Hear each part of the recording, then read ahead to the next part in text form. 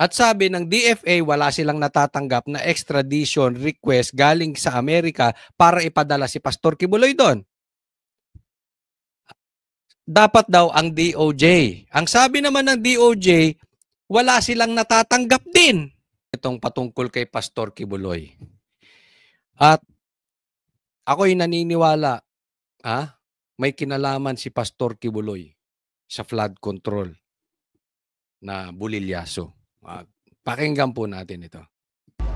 Matapos kumpirmahin ng Philippine Ambassador to the United States, Jose Manuel Romualdez, ang extradition request ng Amerika para kay Pastor Apollo Kibuloy, hiniling ng kanyang kampo na huwag muna itong pagbigyan. Sa isang pahayag, sinabi ng kanyang abogado na sana daw hayaan ng gobyerno na maaksyonan muna ng mga korte sa Pilipinas ang mga kaso dito ni Kibuloy bago magdesisyong ilipat ang pastor sa Amerika.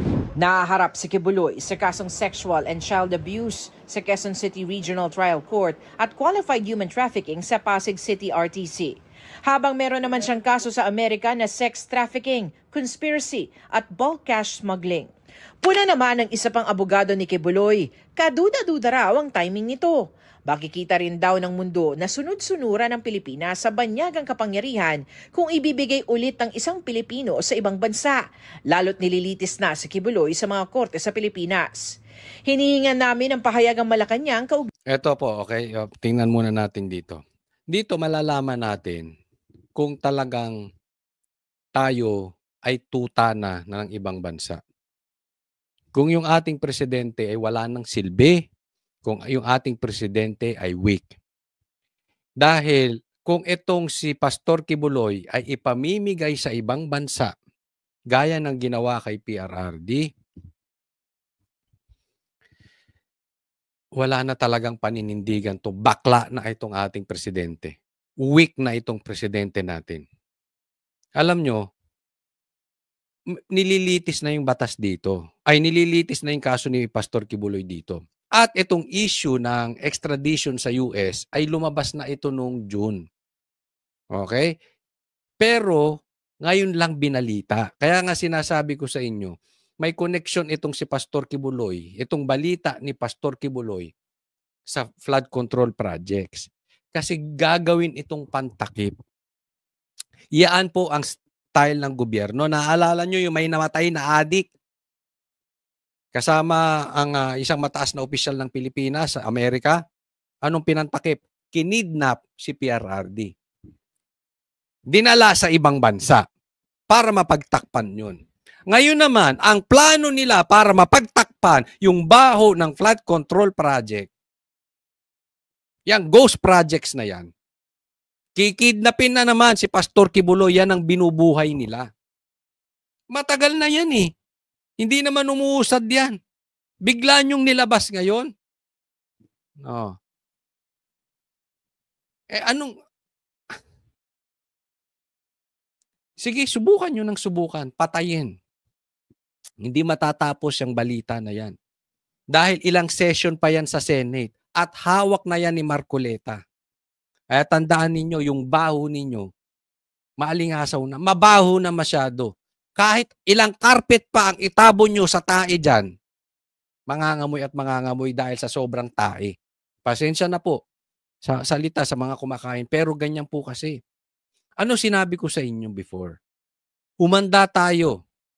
Maraming ilalabas ang kampo ni Tambaluslos at kampo ni Marcos na balita para mapagtakpan to. Itong flood control projects. Ito na, isa ito. Ito pa sasabihin ko sa inyo. Marami pang kasunod. Mag-iingat tayo. Baka si Pastor Kibuloy kidnapin din. Hindi lang si Pastor, baka marami pang ilalabas na balita para mapagtakpan. Yung something big. Nito. Nilinaw naman ng Department of Foreign Affairs na hindi ito tumanggap ng extradition request ng Amerika para kay Kibuloy. Ipinadala daw ang mga dokumento sa Department of Justice nito pang Hunyo. Sabi naman ni DOJ spokesperson Asek Miko Clavano, wala pa raw extradition request na pinapadala sa kanila. Ang regular daw na proseso, dapat matanggap muna ng DFA ang extradition request para mai-endorso sa DOJ. Pero dahil wala pang natatanggap na request ng DFA, hindi rin opisyal na matatanggap ng DOJ ang ganitong request. Ayan. Ang liwanag po, no? Ang liwanag po. Dapat daw matanggap ng DFA. Dapat yan ay dumaan din sa DFA. Sino nagsasabi ng totoo?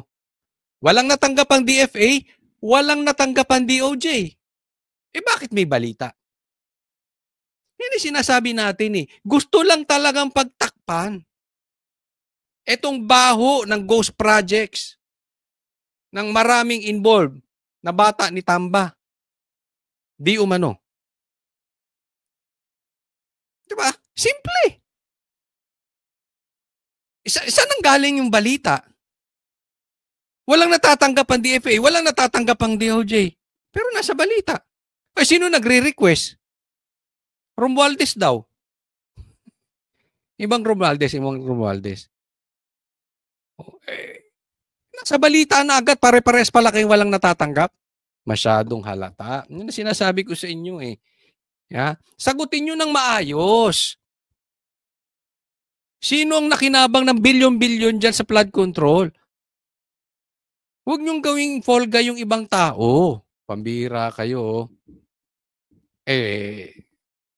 Ginamit na nga ni Risa yung mga witnesses para idiin to si Pastor Kibuloy. Wala naman talagang kasalanan. Same thing.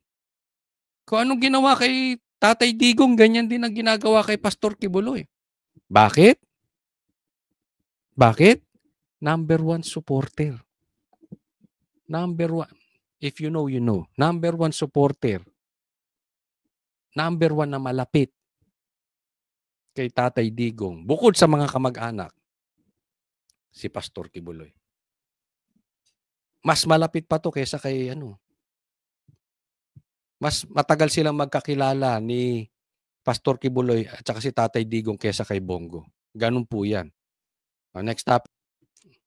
Pag-usapan natin itong si Ninoy Aquino. Ano ba talaga to si Ninoy Aquino? Hero ba ito? Fall guy o kriminal?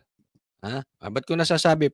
Kasi yan ang inano nila ngayon yung kamatayan ni Ninoy. We've been consistent that there's no reconciliation without justice. No? So for as long as there's no recognition of the atrocities that were committed under the Marcos dictatorship. Wala pang aasahang pakikipagbati. Ito ang posisyon ng pamilya Aquino nang tanungin kung bukas ba sila sa pakikipag-ayos sa pamilya Marcos. Ayon kay Kiko Aquino D., apo ni former Senator Ninoy Aquino Jr., hanggat hindi kinikilala at pinananagutan ng mga Marcos ang mga naging biktima noong panahon ng martial law, malabo na mayroong reconciliation na mangyayari. Utoy, teka muna, Utoy, maputol kita, Utoy. Ito nakita ko yung pasigaw-sigaw nito sa rally. Parang abnoy. Hindi ko sinasabing abnoy ka ha. Yung ginagawa mo parang abnoy. Hindi titingnan ninyo.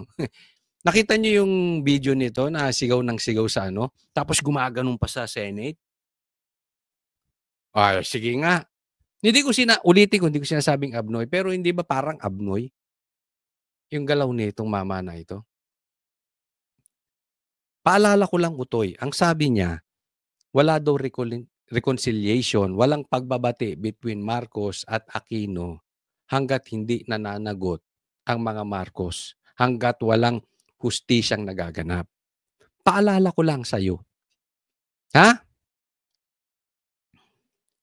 Mga kamag-anak nyo, dalawa naging presidente. Bakit hindi nyo pinanagot? Baka nakakalimot ka.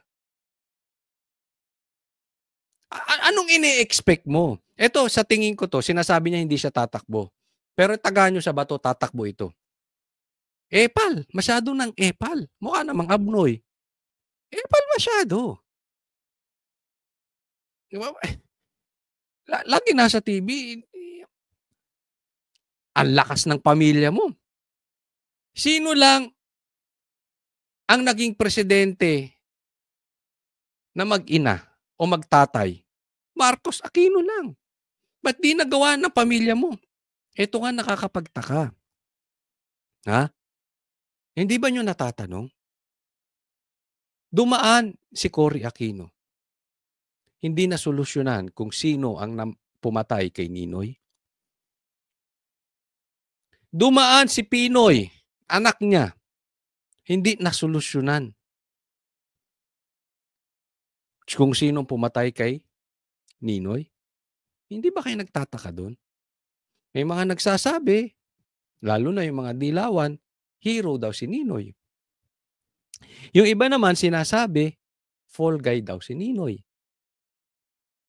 Kaya itinago yung totoong pagkamatay. Hindi ko po alam kung yun ay totoo. Pero tama yung sinabi nila eh. Dalawang powerful na Aquino, tatay at ay anak at asawa, hindi na solusyonan. Wow. Ang lakas nyo. Ang lakas nyo ng mga panahong yun. Wala kayong nagawa. Hindi nyo rin nakuha yung hustisya sa Marcos.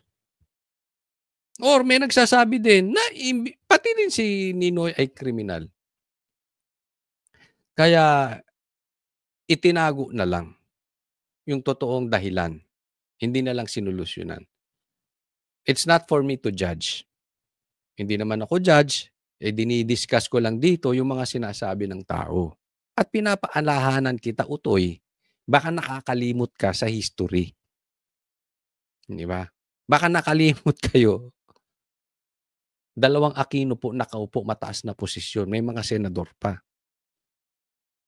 May nangyari, may nagawa ba kayo? Bakit? Yan ang tanong mo. Yan ang tanong mo sa angkan ninyo. Anong nangyari? Ba't hindi nasolusyonan? Kasi alam nyo kung bakit? Ba't ko pinatatanong?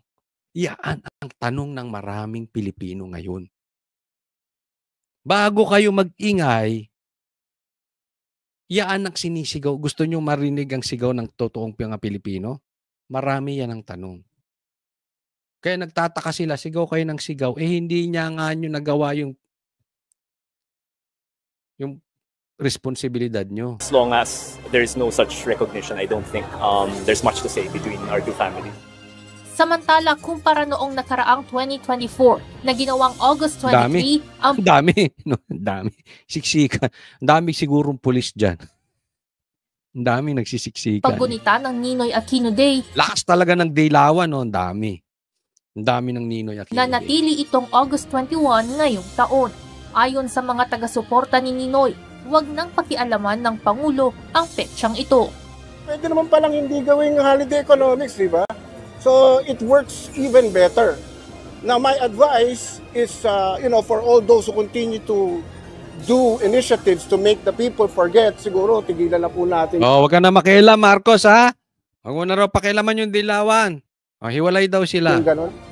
Anya, ang pagkamatay ni Ninoy ay hindi isang simpleng holiday, kundi parte ng kasaysayan na nagpabago ng landas ng bansa. Para naman sa historia na si Chow, Ito lang ang sa akin din. Marami nga ang dilawan or pinklawan, kinakain na yung sinuka nila. Diba? Nakikikaalyado na nga kay Bongbong Marcos. Don't tell me, hindi nyo alam yun. Kayo mga dilawan, hindi nyo alam. Kaya nga pumuputok yung butsi ni Trillanes. Nako kayo,